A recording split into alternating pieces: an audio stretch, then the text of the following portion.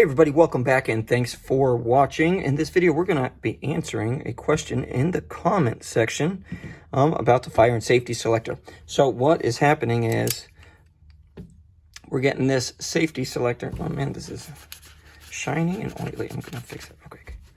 And it's done nothing. Okay. Anyway, it's getting stuck in this position right here. Okay. And he doesn't know why. All right. So the reason for that is most likely going to be dealing with the safety selector. So you can see these little notches right here. Okay, that's where the detent locks in, and then it goes along this canal right here into the other one, and then just locks in. Okay, now if your safety selector, I'm going to get a light here so we can see just a little bit better. Oh, dang it, I keep forgetting about that. Okay, so if we're looking at that hole right there, if it's cut a little bit too deep or this edge is a little bit too sharp, then the detent is going to get stuck in there, and then you're not going to be able to push it to get it to actually go to the next selection. Okay, so you're not going to get it out of fire or safe.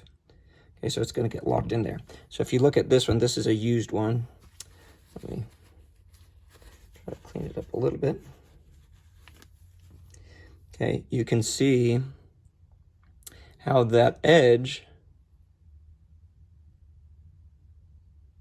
is kind of worn in now on both sides. So this is one that I had the same problem where it got stuck. So then what I did was I just grabbed a mallet, a rubber mallet, and I just tapped it down. So then that kind of broke itself in.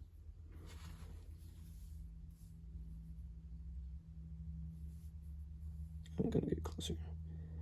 Okay. What you can do is if you have like a file or a Dremel, you can try to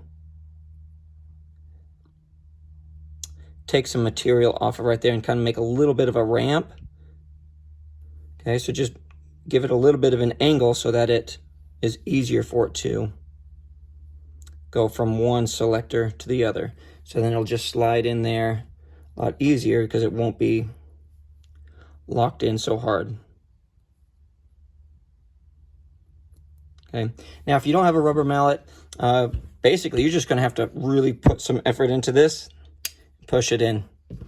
If you decide not to try to file it down. Okay, so that should do it unless you have a different problem, which if there is a different problem, I'm not sure what it is. Okay, so let us know if that fixed it. Thanks for watching, and don't forget to like, comment, and subscribe. Until next time, we'll see you later.